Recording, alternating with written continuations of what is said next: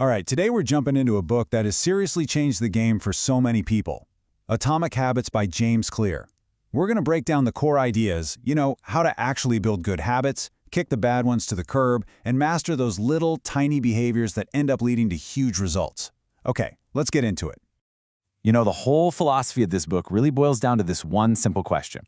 What if a 1% change could totally transform your life? Now, I know, it sounds like a bit of an exaggeration, doesn't it? But the math behind it is just incredibly powerful. This isn't about some massive, life-altering overhaul overnight. Nope, it's about the compound interest of just getting a little bit better every single day. To really get this, there's this fantastic analogy in the book. Just picture a plane, okay? It's sitting on the tarmac in LA, all ready to fly cross-country to New York City. The destination's plugged in, the flight path is all set. Now, imagine, right after takeoff, the pilot adjusts the nose of the plane just 3.5 degrees to the south. I mean, that is such a tiny, tiny change. Nobody on the plane would even notice. The nose of the plane just shifts by a few feet. No big deal, right? Well, wrong.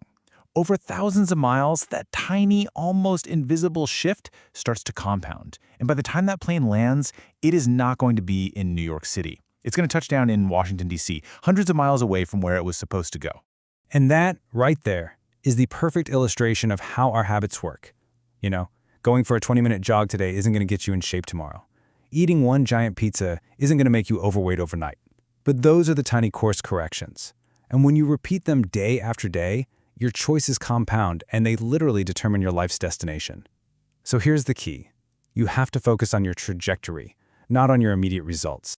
So how do we set the right trajectory?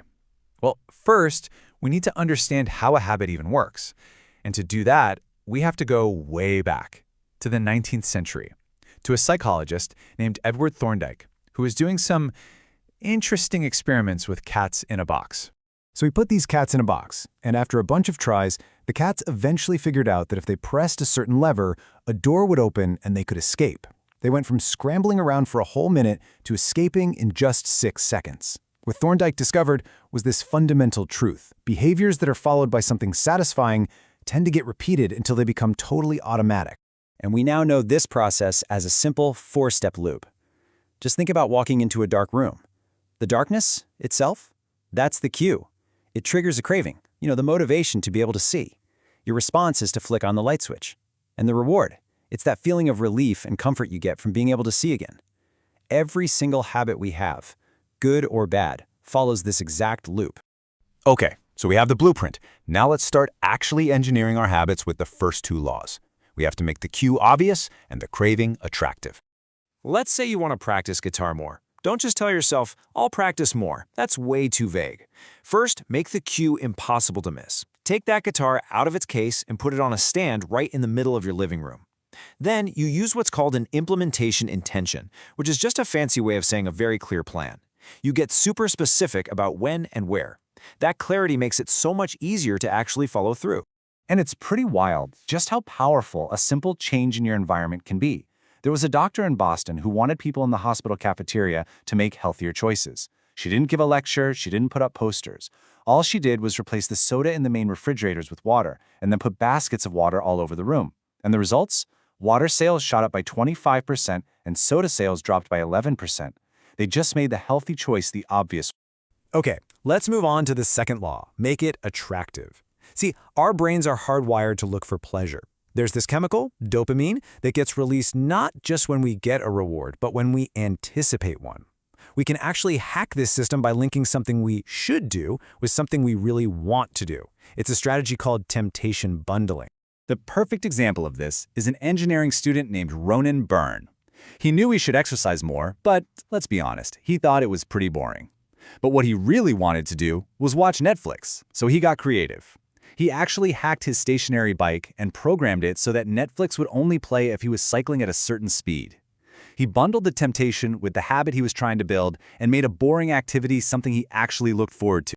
So, we've made our habits obvious and attractive.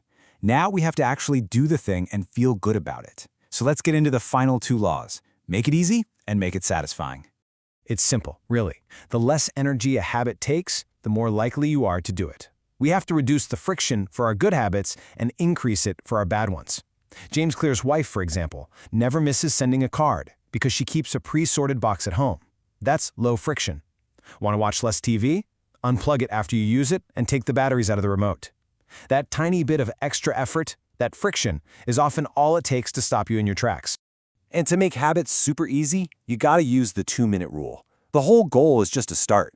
Any new habit you're trying to build should take less than 2 minutes to do.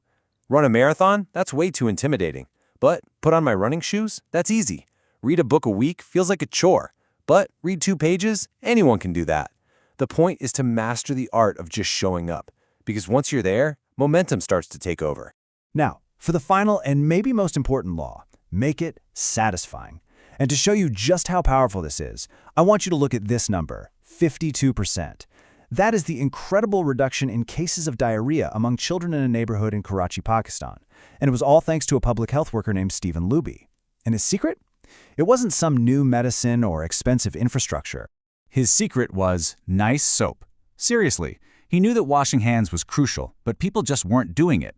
So he introduced this premium soap that smelled great and lathered up really well. And suddenly, washing your hands wasn't a chore anymore, it was a pleasing, satisfying little experience. This highlights a huge problem for us. We live in a delayed return world. You work out now, you get fit later. But our brains evolved for immediate rewards. So we have to find a way to make our habits feel good right now. Okay, so you've designed the perfect habit. It's obvious, attractive, easy, and satisfying. But how do you make sure you actually stick with it for the long run and don't just quit after a week? Let's talk about 2 super powerful tools, tracking and contracts. Habit tracking gives you instant, visual proof that you're making progress. Even Benjamin Franklin was doing this. He famously tracked 13 virtues in a little notebook every single day. Just the simple act of putting an X on a calendar creates a chain. And pretty soon, you get to a point where you really don't want to break that chain. That visual cue becomes its own satisfying reward, and it keeps you going. And look, if just tracking isn't enough motivation, you can really raise the stakes with a habit contract. An entrepreneur named Brian Harris made a contract with his wife and his trainer to lose weight. The consequences for messing up were immediate and they were painful. He had to pay his trainer $100 if he failed to track his food, and if he skipped weighing himself, he had to pay his wife $500. Ouch. The fear of losing that money and losing face was a seriously powerful motivator. And at the end of the day, this is really the core lesson. Forget about these massive, revolutionary changes. True, lasting change comes from building a system of small, consistent, 1% improvements. It's all about designing your life so that doing the right thing becomes the easiest thing to do. And that brings us to the final question. A question for you. What tiny habit, what small 1% course correction are you going to start tomorrow?